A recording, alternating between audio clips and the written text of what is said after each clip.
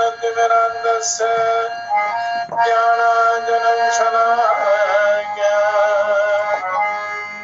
चक्षुरुन्मीलितं येन तस्मै श्रीगुरवे नमः।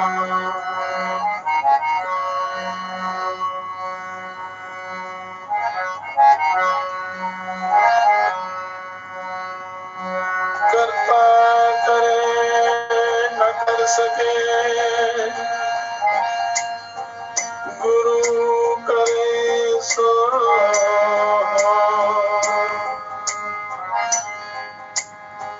सात दीप नवखंड में श्री सद्गुरु जी से बड़ा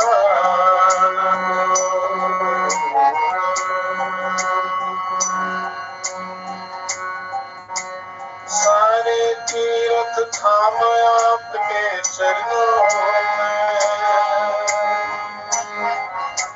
सारे तीर्थ धाम आपके चरणों में।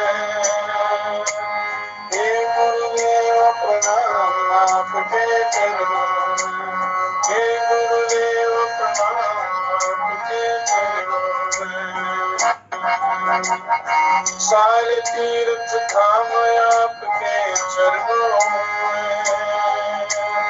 हे गुरुदेव प्रणाम आपके चरणों में, हे गुरुदेव प्रणाम आपके चरणों में।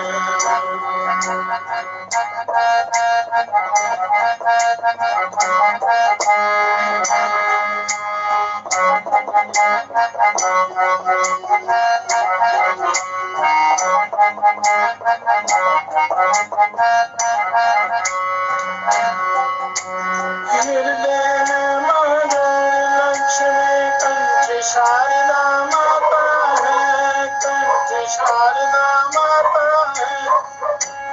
जो भी मुख से वचन कहे वो वचन सिद्ध हो जाता है, वो वचन सिद्ध हो जाता है।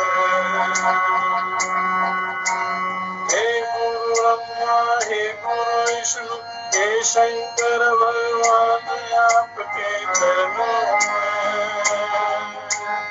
हे गुरुदेव प्रणाम आपके चरणों में, हे गुरुदेव प्रणाम आपके चरणों में।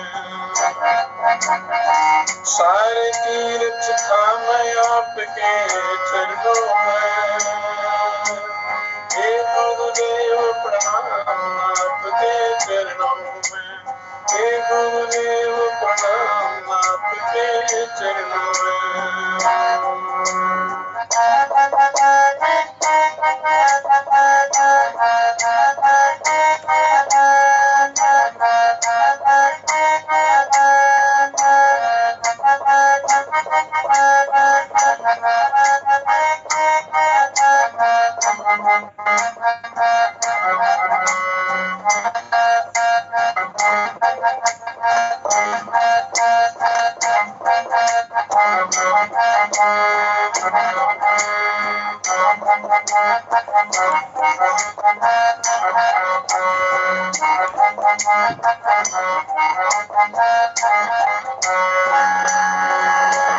जन्म के दाता मात पिता है, आप कर्म के दाता है, आप कर्म के दाता है।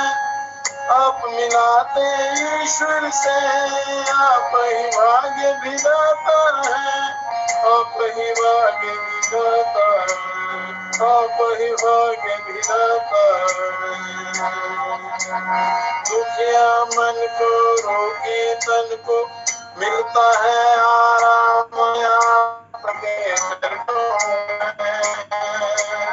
हे गुरुदेव प्रणाम आपके चरणों में, हे गुरुदेव प्रणाम आपके चरणों में। सारे तीर्थ धाम आपके चरणों में, हे गुरुदेव प्रणाम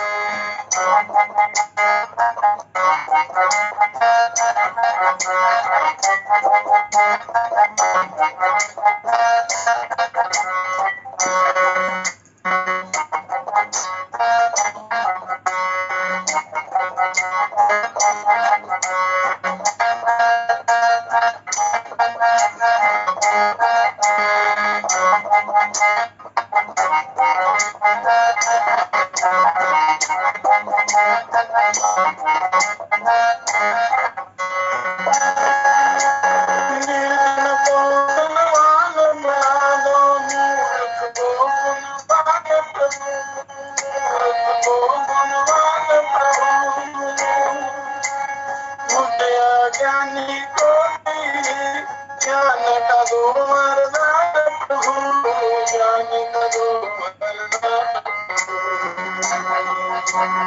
हे महाज्ञानी प्रभु, सुबह शाम आपके चरणों में। हे गुरुदेव प्रणाम आपके चरणों में। हे गुरुदेव प्रणाम आपके चरणों में। सारे तीर्थ धाम आपके चरणों में। हे गुरुदेव प्रणाम आपके चरणों में। हे गुरुदेव प्रणाम आपके चरणों में। गुरु ब्रह्मा विष्णु गुरुदेवो महेश्वरा, गुरु साक्षात् परब्रह्म, तस्मै श्री गुरुवे नमः। हे गुरुदेव प्रणाम आपके चरणों में। हे गुरुदेव प्रणाम आपके चरणों में।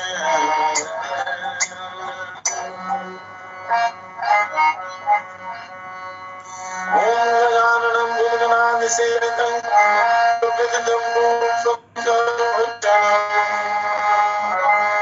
उमासुतो विनाशकारिणं नमामि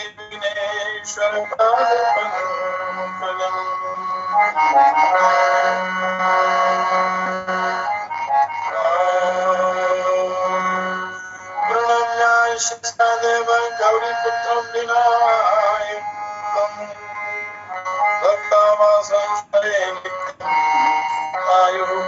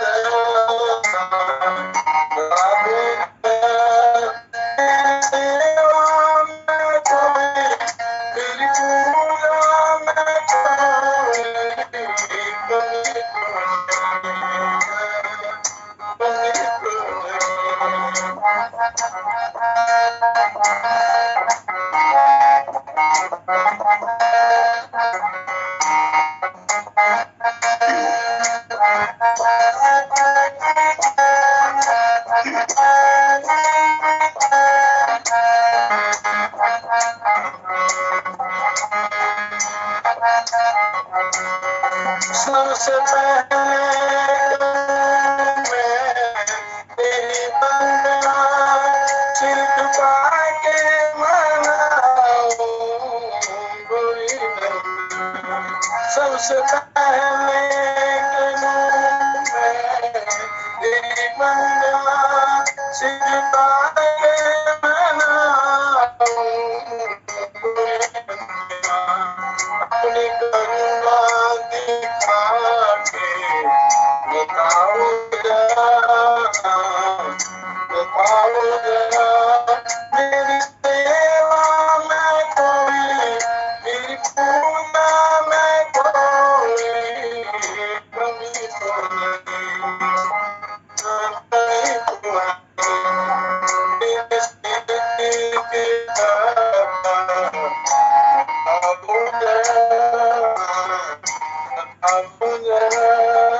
मेरी सेवा में कोई, मेरी पूजा में कोई कमी तो नहीं, कमी तो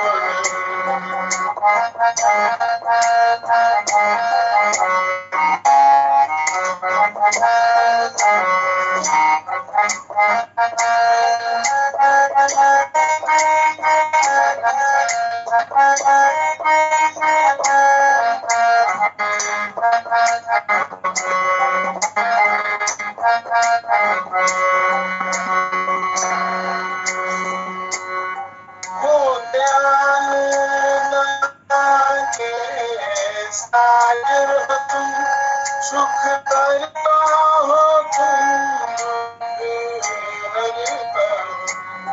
हो दयालु के सागर तुम, सुख करता हो तुम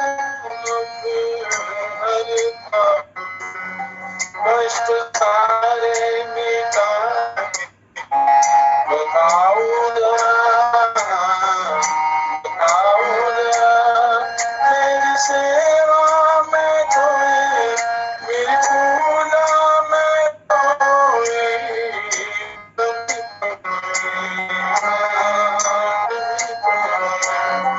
रिद्धि सिद्धि के दाता बताओ मेरी सेवा में कोई, मेरी पूजा में कोई कमी तो नहीं, कमी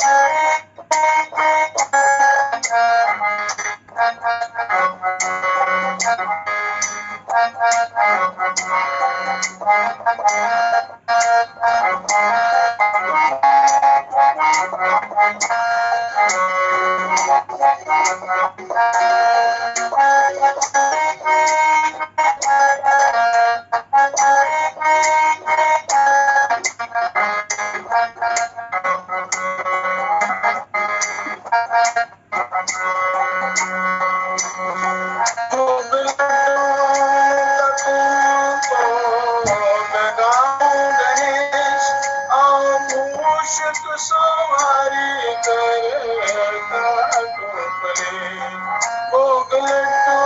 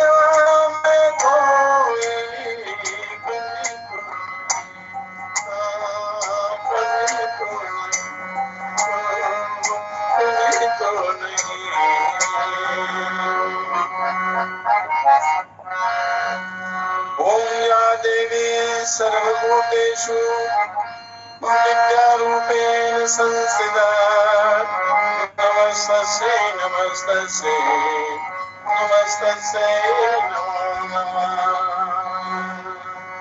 ॐ या देवी सर्वभूतेषु बुद्धिरूपेण संस्थिता नमस्तस्यै नमस्तस्यै नमस्तस्यै नमो नमः। ॐ सरस्वती महामाये विद्ये कमललोचने विद्यारूपे विशालाक्षी विद्यादेहि नमोऽस्तुते।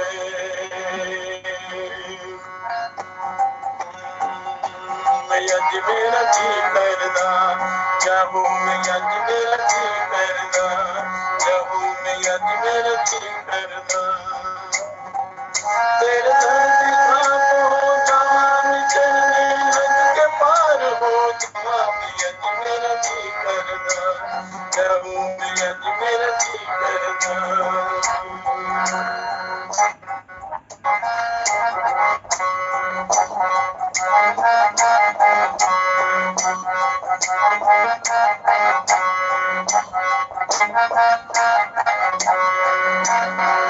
मैं लखा ही जन्म गवाए यज तेरे दर्शन मैं लखा ही जन्म गवाए यज तेरे दर्शन मैं मूड जग बिच आवा मैं दत तेरे दर्शन मैं मूड जग बिच आवा मैं यज तेरे दर्शन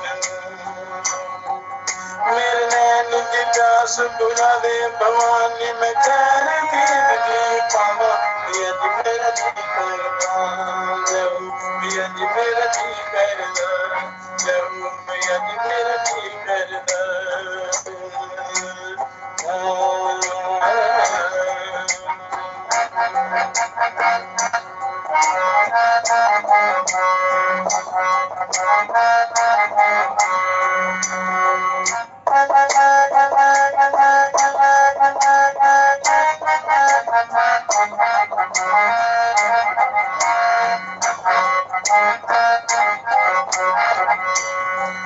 तेरी फुलवाड़ी बिच मैया जी फुलवन महका मैं तेरी फुलवाड़ी बिच मैया जी फुलवन महका मैं तेरे गुण गावा हर वेले पंछी बन चहका मैं तेरे गुण गावा हर वेले पंछी बन चहका मैं मन बदल द्वार बस जावा मल मल तुमा तेरे आराम में यज मेरा जी करदा जहू में यज मेरा जी करदा जहू में यज मेरा जी करदा तेरे दर दिखा को हो जवान चरनी लग के पार हो जावा में यज मेरा जी करदा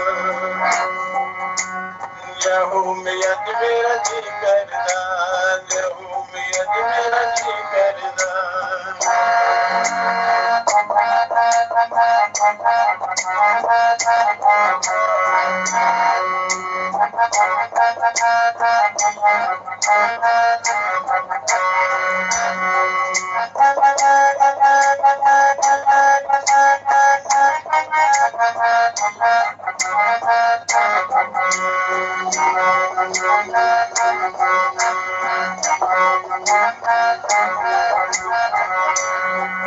तेरी मेहर हुई महारानी किरण बन जावा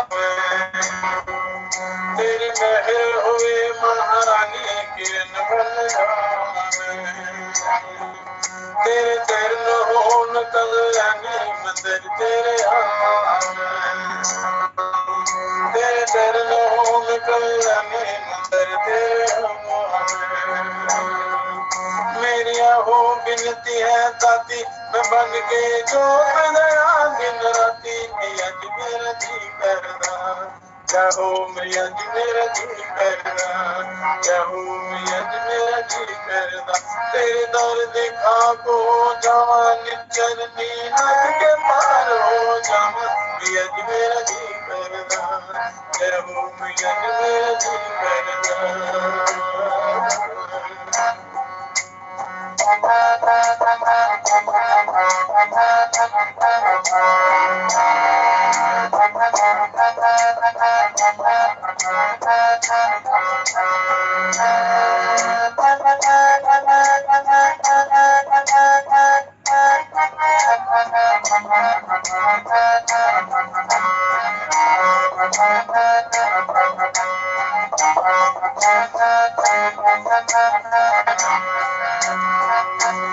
ओ मैनू भव सागर बिच तार पार कर बेड़ी मां, मैनू भव सागर बिच तार पार कर बेड़ी मां।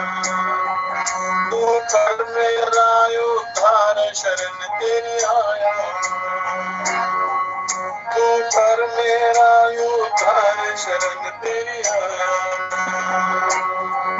अरे दास मैं तेरा भिखारी, पिया जी तेरे चरण कमल न पुजारी, पिया जी मेरा जी करदा। जय हो पिया जी मेरा जी करदा, जय हो पिया जी मेरा जी करदा। तेरे दर दी खाक हो जावा, चरनी लग के पार हो जावा, पिया जी मेरा जी करदा, पिया जी मेरा जी करदा। जय हो पिया जी मेरा जी करदा।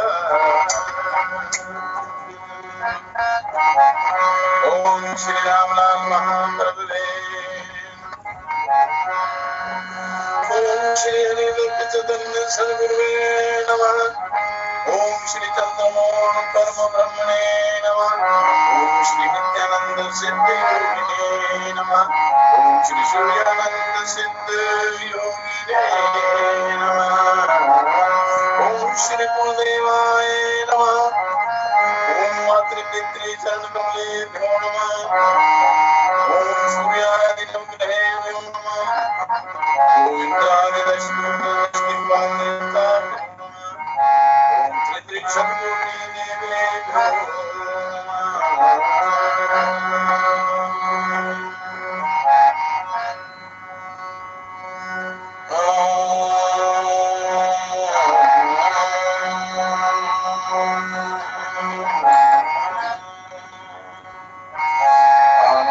सुंदरा तेरा मुझे सो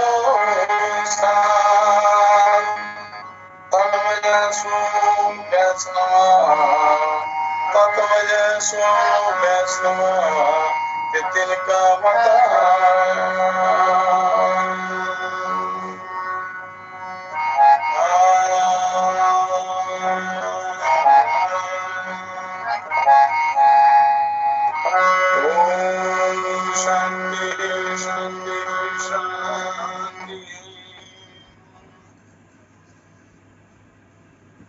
परम पवित्र आत्म जिज्ञासुओं, आत्म ज्ञान जिज्ञासुओं, पुण्यात्मना सत्संग मंडल, आन भजासो आंध्रा, राम भजासो साध, और तत् भजासो वैष्णवात तिनका मता अघात। आत्म स्वरूप को छोड़कर जो अन्य को भजता है, भजने योग्य जानने योग्य आत्म स्वरूप ही है, अपना आप ही है। वो परमात्मा जो अंदर हृदय रूपी गुफा में बैठे हुए हैं वो हैं। और जो उस परमात्मा को छोड़कर आत्म स्वरूप को छोड़कर कोई जो दूसरे को भजता है वह अज्ञानी है, महाअज्ञानी है। और जो परमात्मा को भजता है वही साधु है। ईश्वरी जी जीवन जो है मनुष्य को ईश्वर भजन के लिए मिला है और वही सच्चा वैष्णव है। सो जो सार तत्व को भजता है उसका सिद्धांत बहुत ही गहन गंभीर है। इसलिए सार तत्व को ही भजना चाहिए, जानना चाहिए, उसका प्रयत्न करना चाहिए। इसलिए ये आपको मनुष्य शरीर मिला है। करी क्रोधी तरह त्रिलोकी तरह अनंत, आन उपासी कृत खनी तरह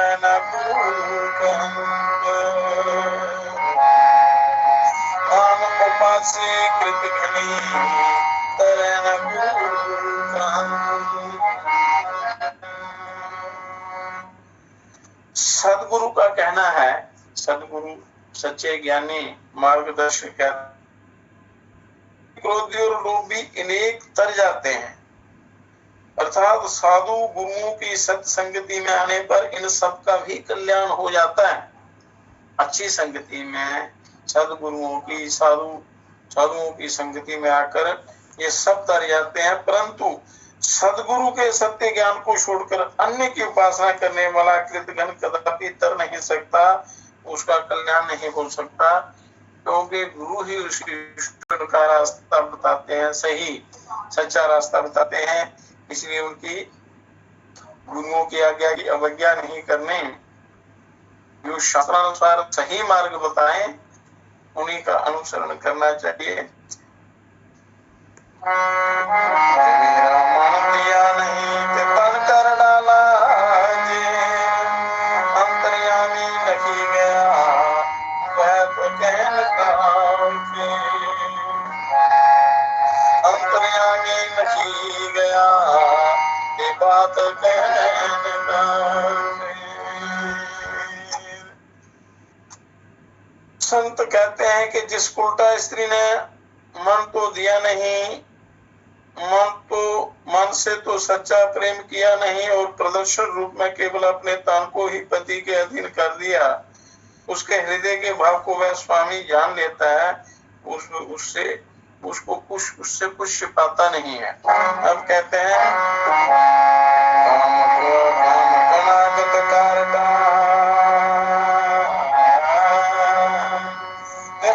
देव का समझ नहीं कि बता देवी देव माने सब अलखन माने, जो अलेख का सब किया आंसू में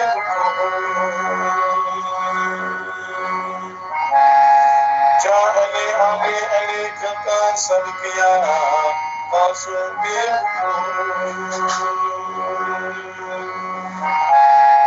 आई मसाली श्री शीतला पैरू भूत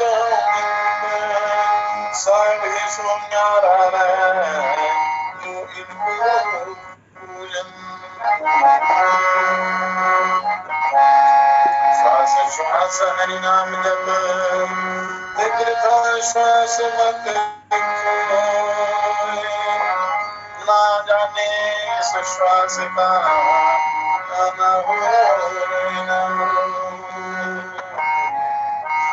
ना जाने इस श्वास का ना हो ना हो।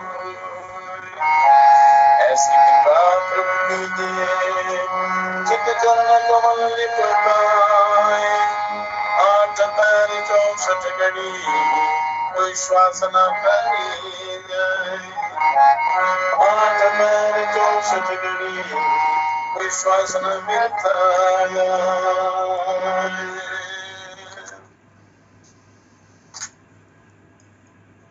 तो पवित्र आत्माओं, आज यम गीता का वर्णन करेंगे।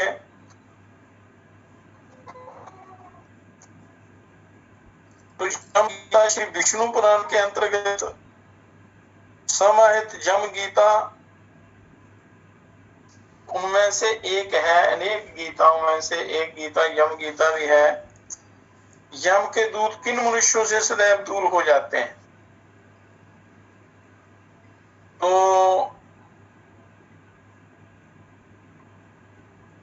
किनको यम देवता नहीं ले जाते? कौन ऐसे व्यक्ति हैं जिनसे यम दूर चले जाते हैं? सच्चे भक्तों के लक्षण बताने के उपक्रम में जो सदाचार विषय की चर्चा इसमें की गई है कि सदाचार मूल साधन है आत्मोन्नति का। सदाचार के बिना आप कोई भी साधना में सफल, किसी भी साधना में सफल नहीं हो सकते। ये अत्यंत प्रभावी होने के साथ साथ भगवान के किसी भी स्वरूप के उपासक के लिए सहज प्राप्त हो सकती है। और वस्तुतः एक सनातन ब्रह्म ही विभिन्न रूपों में अभिव्यक्त है, इसका वर्णन किया गया है कि सच्चाई क्या है, सत्य तत्व क्या है, किसकी उपासना करनी चाहिए। और अतः विष्णु भक्त पद से भक्त मात्र का तात्पर्य लेना चाहिए कि जो सनातन सत्य मार्ग है उसका अनुसरण करने वाले वो यमलोक में नहीं जाते हैं, वो सीधे उस परिपूर्ण ब्रह्म परमात्मा को प्राप्त कर लेते हैं, परम गति को प्राप्त होते हैं। मैत्री ऋषि कहते हैं कि यथा पद कथितं सर्वं यत् दृष्ट्वासि मया गुरो श्रोतुमिच्छामि अहमेकं तद्भावान् प्रब्रवीतु मे।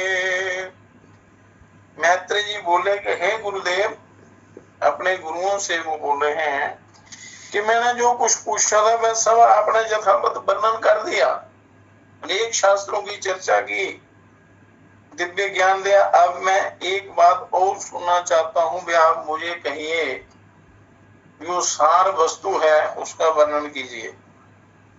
सप्तद्वीपानि पाताल विदयश्च महामुने सप्तलोका च जे अंतस्था ब्रह्मांडस्थस्य सर्वथा स्थूल है सूक्ष्म है सदा सूक्ष्म सूक्ष्मात् सूक्ष्मतरे सदा स्थूलात् स्थूलस्तरेश्चैव सर्व प्राणिभिरावृतम्। हे महागुरु, सातों द्वीप, सातों पाताल, सातों लोक, ये सभी स्थान जो इस ब्रह्मांड के अंतर्गत आते हैं, इस सृष्टि के स्थूल सूक्ष्म सूक्ष्मतर सूक्ष्माति सूक्ष्म तथा स्थूल और सूक्ष्म स्थूलतर जीवों से भरे हुए हैं ये तीनों लोक, सातों द्वीप, सातों पाताल, सातों लोक। और हे मुनि सत्तम, एक अंगुल का 8वां भाग भी कोई ऐसा स्थान नहीं है यहाँ कर्म बंधन से बंधे हुए जीव ना रहते हो। इन सातों लोकों में, सातों पातालों में, सातों द्वीपों में जितने भी जीव प्राणी रहते हैं वो सब कर्म से बंधे हुए हैं, कोई भी कर्म से अछूता नहीं है। किंतु हे प्रभु, आयु के समाप्त होने पर ये सभी यमराज के वशीभूत हो जाते हैं, मृत्यु को प्राप्त हो जाते हैं, जमलोक को जाते हैं और उन्हीं के आदेशानुसार नरक आदि नाना प्रकार की यातनाएं भोगते हैं। इसका क्या रहस्य है हे प्रभु? उसके बाद पाप भोग के समाप्त होने पर वे ये देवादी योनियों में घूमते रहते हैं। सगल शास्त्रों का ऐसा ही मत है, शास्त्रों में ऐसा लिखा हुआ है। तो सोहम इच्छामि तत्श्रोतुम यमस्य वशवर्तिनः न भवन्ति नारायणं तत्कर्म कतस्य भवेत्। कहते आप मुझे वह कर्म बताइए जिसे करने से मनुष्य यमराज के वशीभूत नहीं होता, यम यात्रा नहीं भोगनी पड़ती। और मैं आपसे यही सुनना चाहता हूँ जिससे इस जीव का उद्धार हो, कल्याण हो और यमलोक में ना जाना पड़े। इस श्री पराशरवाच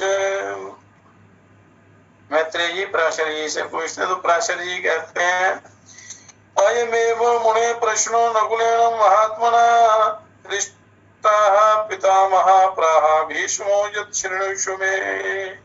श्री पराशर जी बोले कि हे मुने, यही प्रश्न महात्मा नकुल ने पितामह भीष्म से पूछा था, तो उसके उत्तर में उन्होंने जो कुछ कहा था वह सुनो।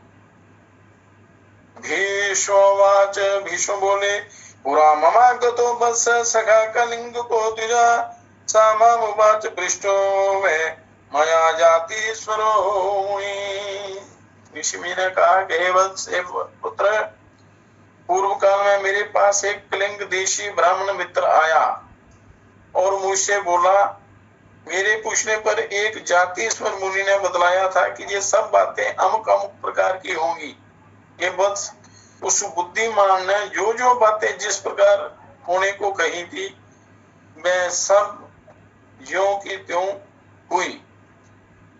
इस प्रकार उसमें श्रद्धा हो जाने से मैंने उससे फिर कुछ और भी प्रश्न किए और उनके उत्तर में द्विज श्रेष्ठ ने जो जो बातें बताई उनके विपरीत मैंने कुछ भी नहीं देखा, कभी कुछ नहीं देखा उनके विपरीत। जो जो कही थी वही वही घटित हुआ।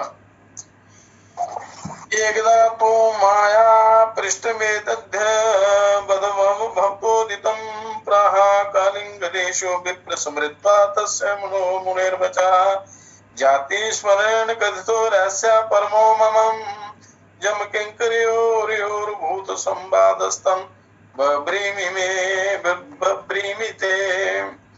एक दिन जो बात तुम मुझसे पूछते हो वही मैंने उस कलिंग ब्राह्मण से पूछी थी और उस समय उसने उस मुनि के वचनों को याद करके कहा कि उस जाति स्वर ब्राह्मण ने यम और उनके दूतों के बीच में जो संवाद हुआ था, यम और दूतों के बीच में जो ज्ञान चर्चा हुई थी वह अति गूढ़ रहस्य मुझे सुनाया था, वही मैं तुमसे कहता हूं, ध्यान से सुनना। मान वाणी और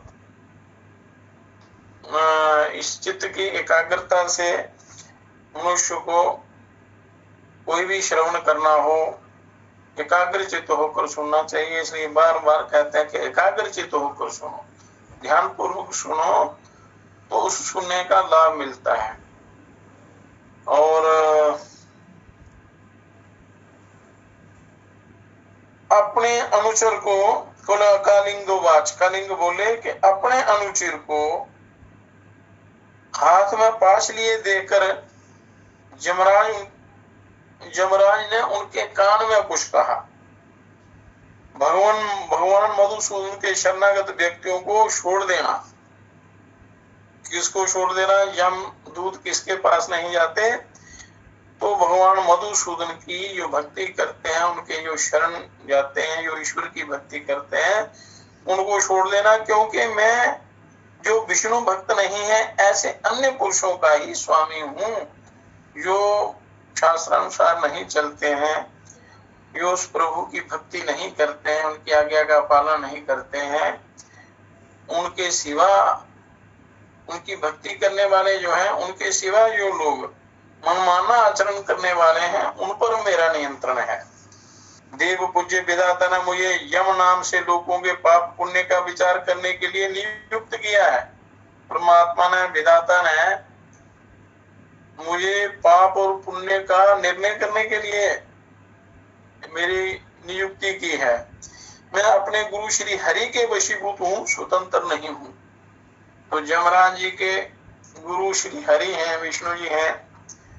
भगवान विष्णु मेरा भी नियंत्रण करने में समर्थ हैं। भगवान विष्णु यम का भी नियंत्रण करते हैं। तो विष्णु जी के नियंत्रण में है सब कुछ।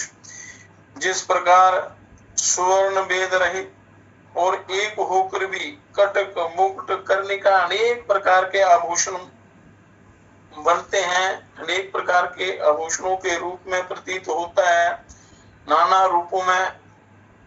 रूपों से बुलाया जाता है। उसी प्रकार एक ही हरि का देवता मनुष्य और पशु आदि नाना विध कल्पनाओं से निर्देश किया जाता है। उसी प्रकार एक ही हरि का देवता मनुष्य पशु आदि अनेक कल्पनाओं से निर्देश किया जाता है। जिस प्रकार वायु के शांत होने पर उसमें उमड़ते हुए परमाणु पृथ्वी से मिलकर एक हो जाते हैं, और उसी प्रकार गुण क्षोभ से पैदा हुए समस्त देवता मनुष्य और पशु आदि उनका अंत हो जाने पर उस सनातन परमात्मा में लीन हो जाते हैं, ब्रह्म में लीन हो जाते हैं। यहाँ से उत्पन्न होते हैं, उसी में लीन हो जाते हैं। हरि मम वरार्चितं पद्मं प्रणमति या परमार्थतो हि मर्त्या तम भगत समस्त पाप बंधम वज्र परिहृत्य यथा अग्नि माज्य सिक्तम।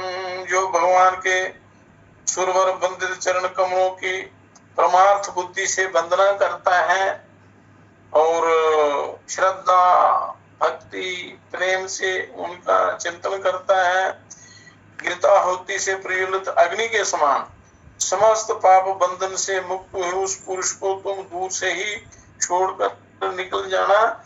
ये मुझे श्री हरि जी ने मुझे कहा है, आज्ञा दी है कि जो श्री हरि जी का चिंतन करते हैं, ध्यान करते हैं, तो उनको आप दूर से ही छोड़ देना, क्योंकि वो मेरे भक्त हैं। तो मैं विष्णु जी के भक्तों के पास नहीं जाता। यमराज के ऐसे वचन सुनकर 5 हस्त जमदूत ने उनसे पूछा कि हे प्रभु, सबके विधाता भगवान हरि का भक्त कैसा होता है? जी आप मुझसे कहिए। ये जम और धर्मराज और उनके दूत का ये संवाद चल रहा है। जमोवाच, यमराज बोले कि जो पुरुष अपने वर्ण धर्म से विचलित नहीं होता, जो शास्त्रानुसार जो जिसका जो कर्तव्य है वो अपने कर्तव्य का अपने धर्म का पालन करता है, उससे गिरता नहीं है, काम क्रोध लोभ के वशीभूत होकर जो अपने धर्म का त्याग नहीं करता,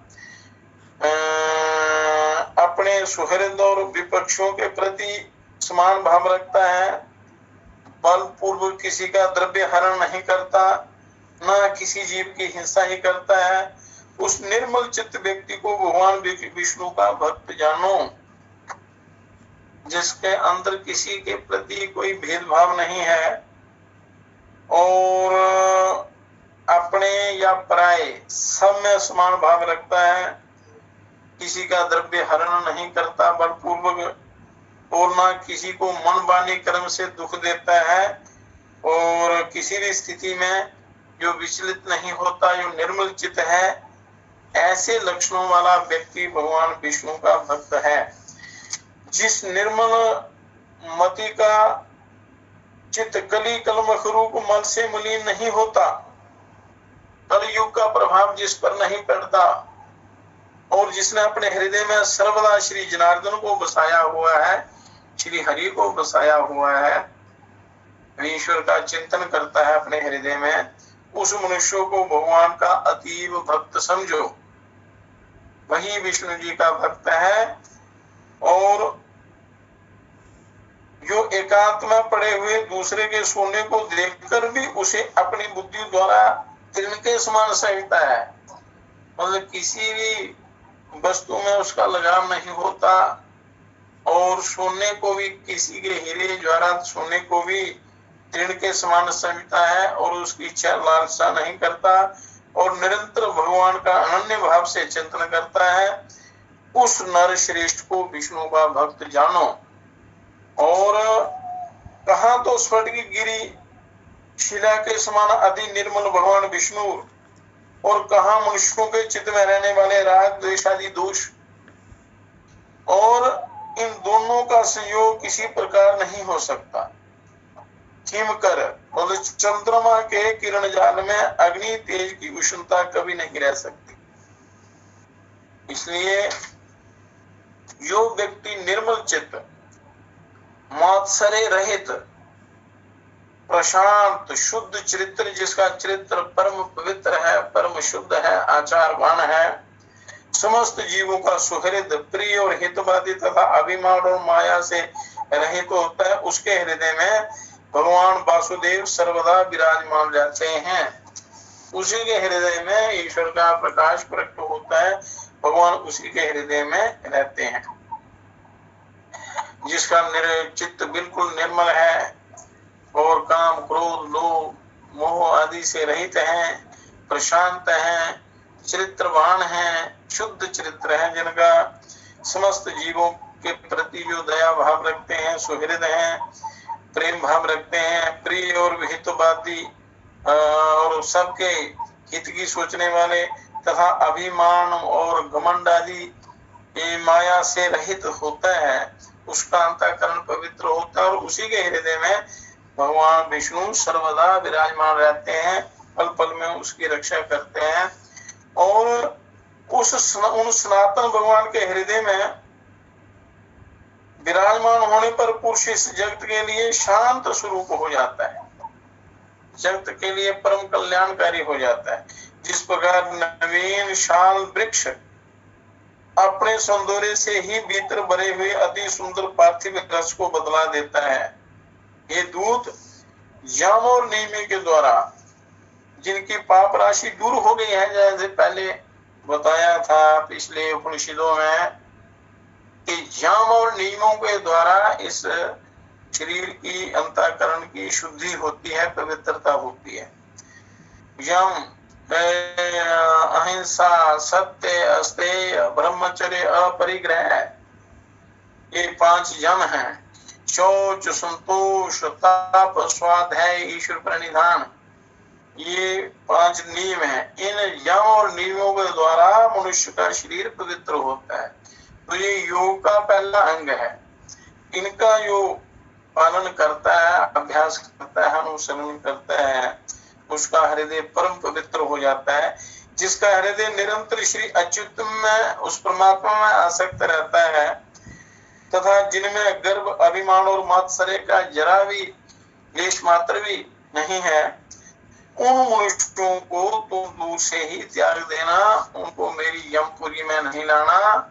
वो सीधे वैकुंठ के अधिकारी हैं, उस परम पद के अधिकारी हैं। इसलिए यदि खड्ग, शंख और गदाधारी अव्यय आत्मा भगवान हरि हृदय में विराजमान है, तो उन पाप नाशक भगवान के द्वारा उसके सभी पाप नष्ट हो जाते हैं। जो विष्णु जी का हृदय में ध्यान करता है, उस परमात्मा का, तो सूर्य के रहते हुए बड़ा अंधकार कैसे ठहर सकता है? परमात्मा के हृदय में विराजमान रहते हुए उनके पाप नहीं, वहां पाप राशि नहीं रह सकती। जो पुरुष दूसरों का धन है और हरते परधम निहंती जंतुनम बदते तथा अंधृत निष्ठुरानि जस्य अशुभजनित दुर्मत्स्य पूषं कलुकमते हृदि तस्य नात्स्य अनन्तः। यो पुरुष दूसरा धन है, जीवों की हिंसा करता है और तथा मिथ्या और कटु भाषण करता है, झूठ बोलता है और कड़वे वचन बोलता है, कटु वचनों द्वारा दूसरों को दुख देता है, उस अशुभ कर्मोन्मत्त दुष्ट बुद्धि के हृदय में भगवान अनंत नहीं टिक सकते, परमात्मा नहीं उसके हृदय में रहते। इसलिए हृदय, इस मनुष्य शरीर रूपी मंदिर में परमात्मा का स्थान हृदय में है, तो इस हृदय को पवित्र रखना, परम पवित्र बनाना मनुष्य का धर्म है, इसका परम कर्तव्य है। ये हरि का स्थान है, तो यहाँ पर काम, क्रोध, लोभ, राग, द्वेष, पाप को स्थान नहीं देना चाहिए। जो कुमति दूसरों के वैभव को नहीं देख सकता, जो दूसरों की निंदा करता है और साधु जनों का अपकार करता है, उनका अपमान करता है तथा संपन्न होकर भी ना तो श्री विष्णु भगवान की पूजा ही करता है और ना ही उनके भक्तों को दान ही देता है, उस अधम के हृदय में श्री जनार्दन का निवास कभी नहीं हो सकता। वही यमलोक का अधिकारी है। और जो दुष्ट बुद्धि अपने परम सुहृद, बंधु बांधव और स्त्री पुत्र, कन्या, माता पिता तथा वृत्ति वर्ग के प्रति अर्थ तृष्णा प्रकट करता है, उस पापाचारी को भगवान का भक्त मत समझो। जो केवल स्वार्थी है और अर्थ का ही लुभी है, वो भगवान हरि का भक्त नहीं हो सकता। जो माता पिता अपने बंधु बांधवों का आदर सत्कार नहीं करता, यथोचित उनका सम्मान नहीं करता और सदा पापाचार में रहता है, वो उसको हरि का भक्त नहीं समझना। और जो दुर्बुद्धि पुरुष असत कर्मों में लगा रहता है, नीच पुरुषों के आचार और उन्हीं के संग में उन्मत्त रहता है, और नीच, जिनका कर्म नीच है, जिनका आचार विचार व्यवहार सब कुछ नीच है, गलत है, और उन पुरुषों का संग, उन पापी लोगों का जो संग करता है, व्यभिचारियों का, पापाचारियों का, तथा नित्य प्रति पापमय कर्म बंधन से ही बनता जाता है, वह मनुष्य रूप पशु ही है और वह भगवान वासुदेव का भक्त नहीं हो सकता, वही यमलोक का अधिकारी है। और ये सकल प्रपंच और मैं एक परम पुरुष परमेश्वर वासुदेव ही हूँ। हृदय में भगवान अनंत के स्थित होने से जिसकी ऐसी स्थिर बुद्धि हो गई हो, उन्हें तुम दूर से ही छोड़कर चले आना। यो भगवान विष्णु जी के ध्यान में तत्पर रहते हैं, सदा जो उनका ध्यान करते हैं, हृदय में उन्हीं का चिंतन करते हैं, योग ध्यान साधना करते हैं, उनको दूर से ही छोड़ देना, उनको जमपुरी में नहीं लेना। हे कमल नयन, हे बलदेव, हे विष्णु, हे धरणीधर, हे अच्युत, हे शंख चक्रपाणे, आप हमें शरण दीजिए। जो लोग इस प्रकार पुकारते हो, उन निष्पाप व्यक्तियों को तुम दूर से ही त्याग देना, उनको कष्ट नहीं देना और उनको जमपुरी में नहीं लाना।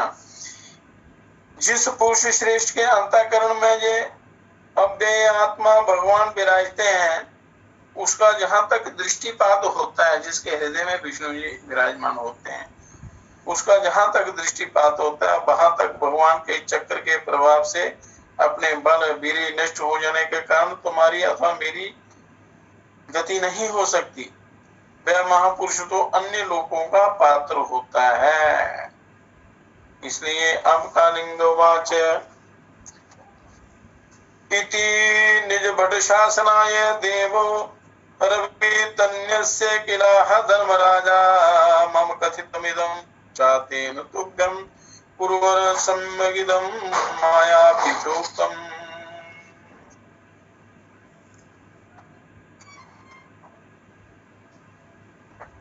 कालिंग बोला कि हे कुरुवर,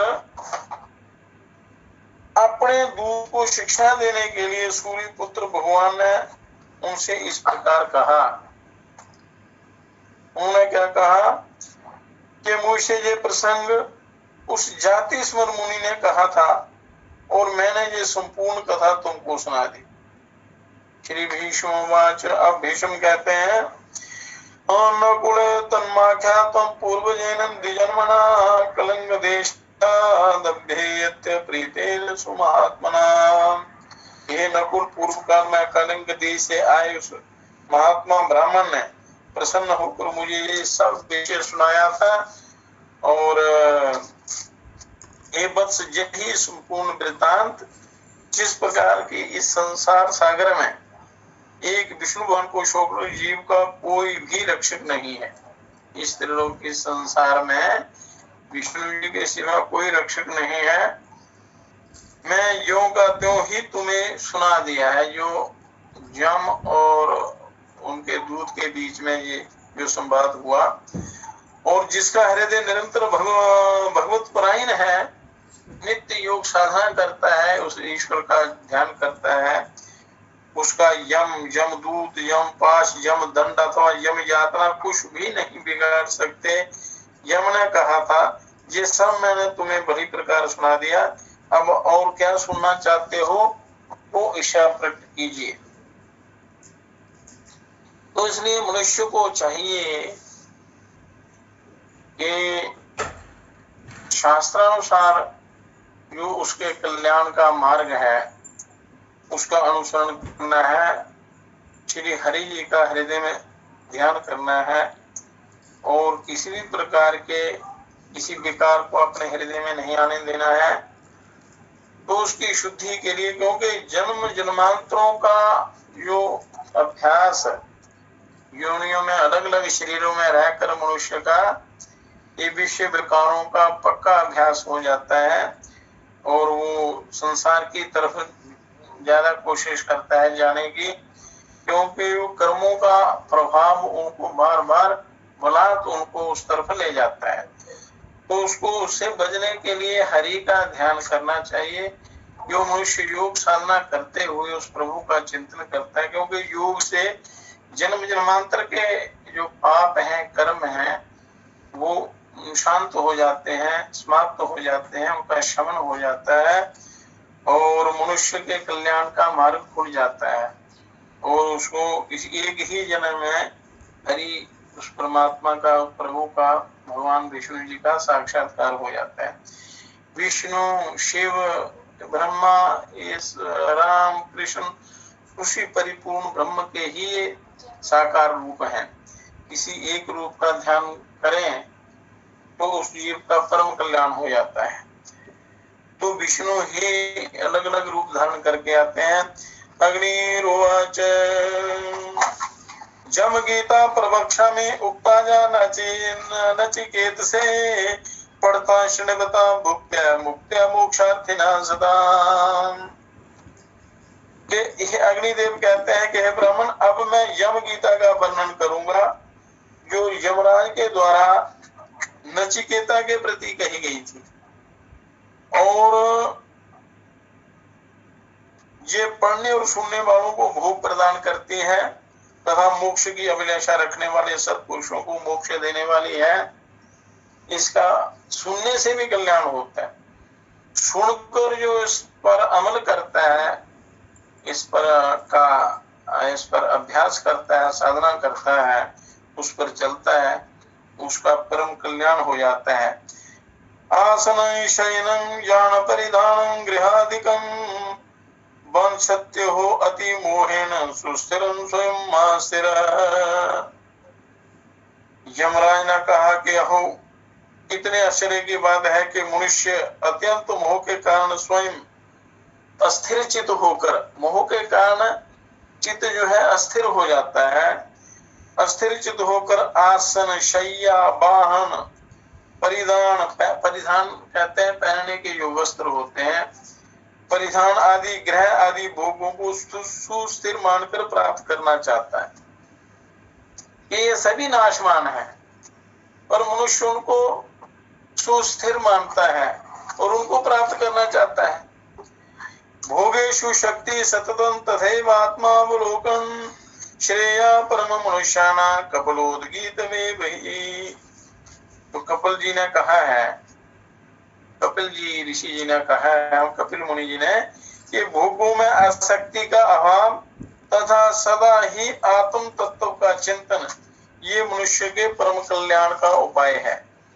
कि भोगों में आसक्ति ना होना, आसक्ति का अभाव मतलब आसक्ति ना होना तथा सदा ही आत्म तत्व का चिंतन, जो आपके इस शरीर रूपी मंदिर में जो विराजमान है आत्म तत्व, उसका चिंतन ये मनुष्यों के परम कल्याण का कारण है। और सर्वत्र समता पूर्ण दृष्टि तथा ममता और आसक्ति का ना होना।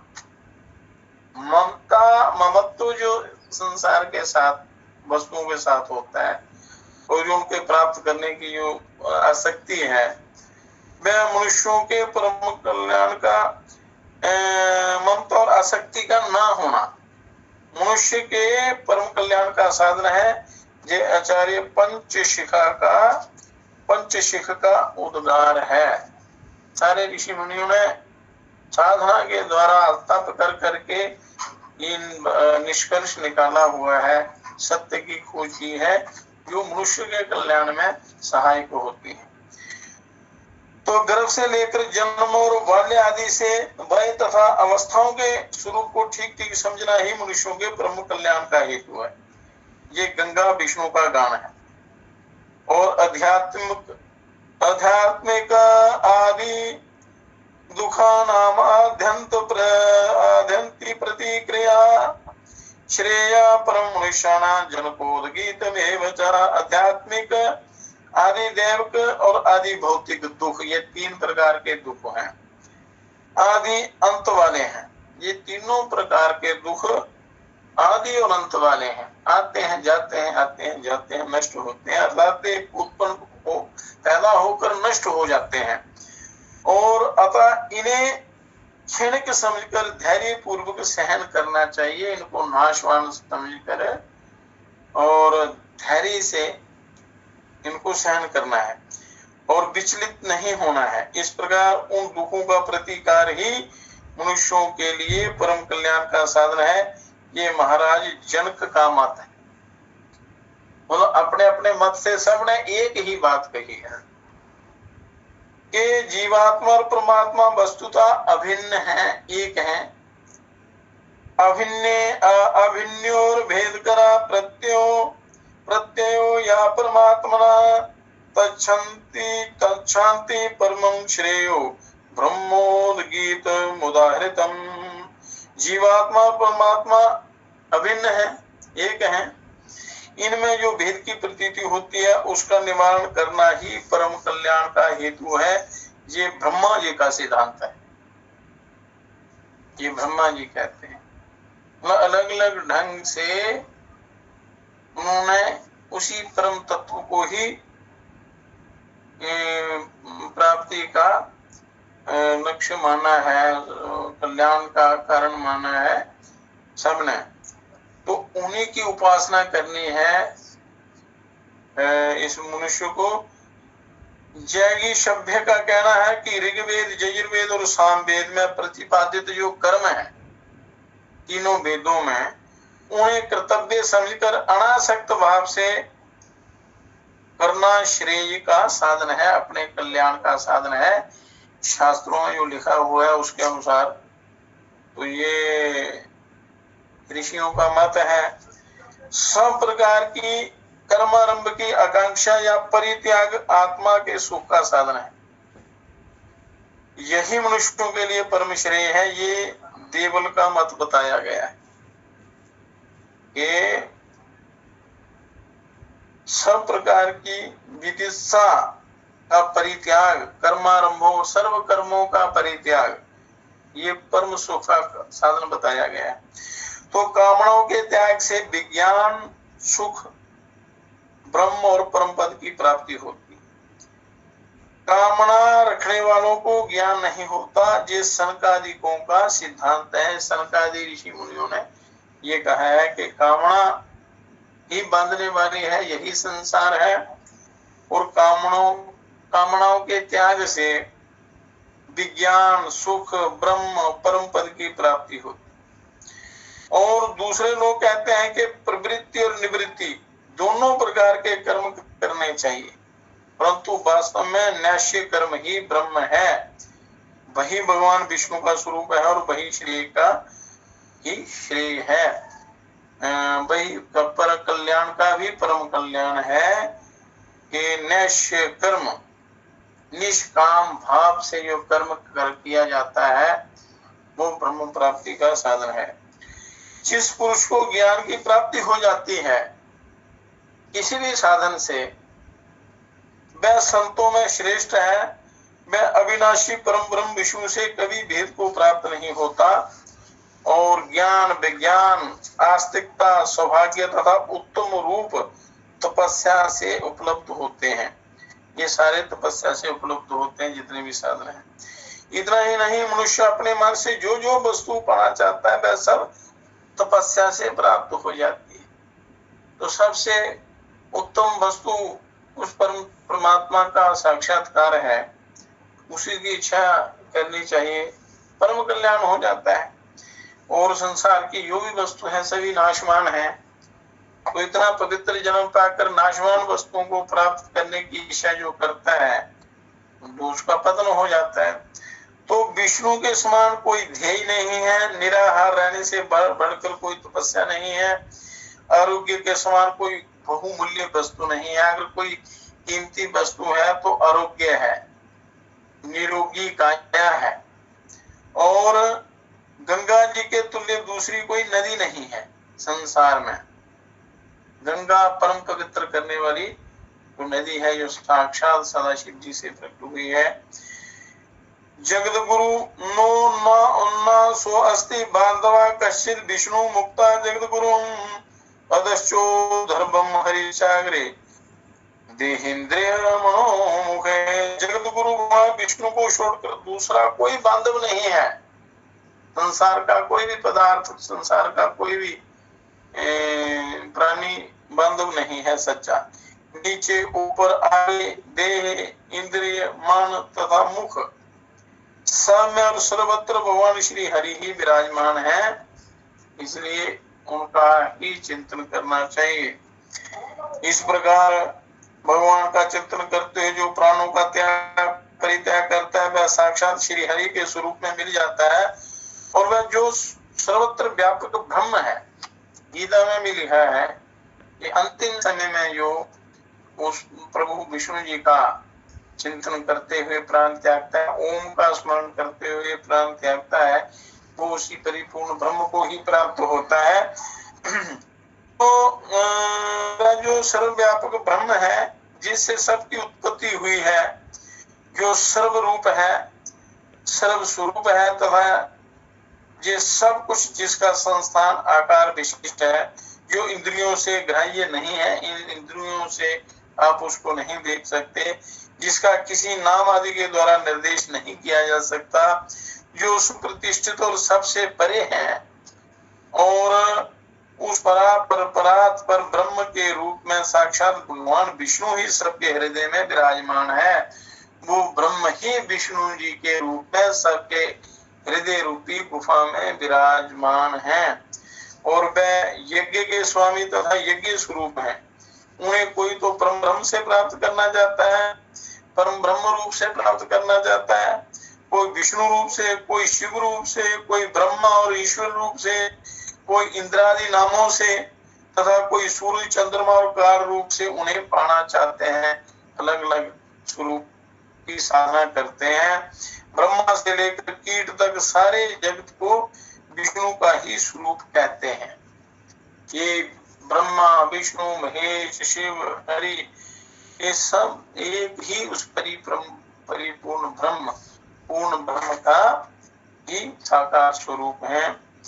ये भगवान विष्णु परम ब्रह्म आत्मा है, जिनके पास पहुंचने पर, जिन्हें जान लेने पर या पा लेने पर फिर वहां से इस संसार में नहीं लौटना पड़ता और स्वर्ण दान आदि बड़े बड़े दान तथा पुण्य तीर्थों में स्नान करने से, ध्यान लगाने से, व्रत करने से, पूजा से और धर्म की बातें सुनने से एवं उनका पालन करने से उनकी प्राप्ति होती है। ये उनकी प्राप्ति के साधन है। ध्यान लगाने से वह कोई भी एक तरीका आप अपना लें अच्छे ढंग से चित्त को स्थिर करके, तो योग ध्यान करने से, व्रत करने से, पूजा से, दान से, तीर्थों के सेवन से, धर्म की बातें श्रवण करके और उन पर चलने से उनकी प्राप्ति हो जाती है और इसी मनुष्य शरीर के द्वारा ही उनकी प्राप्ति होती है। तो इस शरीर को व्यर्थ नहीं जाने देना है, इसे परमार्थ की साधना करनी है, उस परमार्थ वस्तु को प्राप्त करना है। परमात्मा को, आत्मा को रथी समझो और शरीर को रथ समझो। आत्मा इस रथ को चलाने वाला है, रथी है, और बुद्धि को सारथी जानो और मन को लगाम समझो।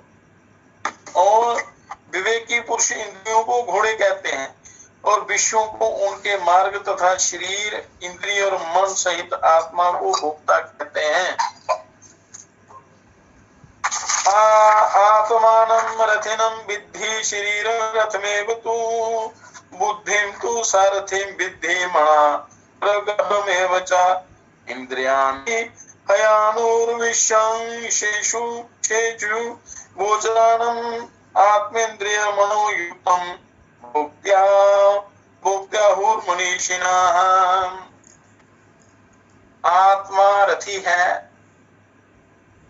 और शरीर रथ है, बुद्धि इसमें सारथी है, क्योंकि बुद्धि सही है तो रथ आपका अच्छे ढंग से चलेगा और आपको आपके लक्ष्य तक पहुंचा देगा। इसलिए बुद्धि को पवित्र बनाए रखना है, उसके लिए आपको आहार जो है वो पवित्र करना है, संगति अच्छी करनी है। अच्छा संग, अच्छा आहार, अच्छा विचार, अच्छा व्यवहार करेंगे तो बुद्धि आपकी नियंत्रण में रहेगी, निश्चयात्मक बुद्धि होगी, पवित्र बुद्धि बनेगी और शरीर रूपी रथ को वो सही ढंग से चलाएगी। और मन को लगाम समझो, मन जो है ये लगाम है, तो लगाम को ढीला नहीं छोड़ना है, इसको कस के रखना है, मन को काबू में रखना है, नहीं तो ये उच्छृंखल घोड़े, ये इंद्रियां जो हैं इधर उधर इस रथ को बर्बाद कर देंगे। विवेकी पुरुष इंद्रियों को घोड़े कहते हैं और विषयों को उनके रास्ते कहते हैं, मार्ग कहते हैं। तो उन घोड़ों को विषयों के मार्ग में नहीं जाने देना है, उनको परमार्थ के मार्ग में लगाना है। तथा शरीर, इंद्रियों और मन सहित आत्मा को भोक्ता कहते हैं, जो संसार के जितने भी भोग पदार्थ हैं उनको भोगने वाला ये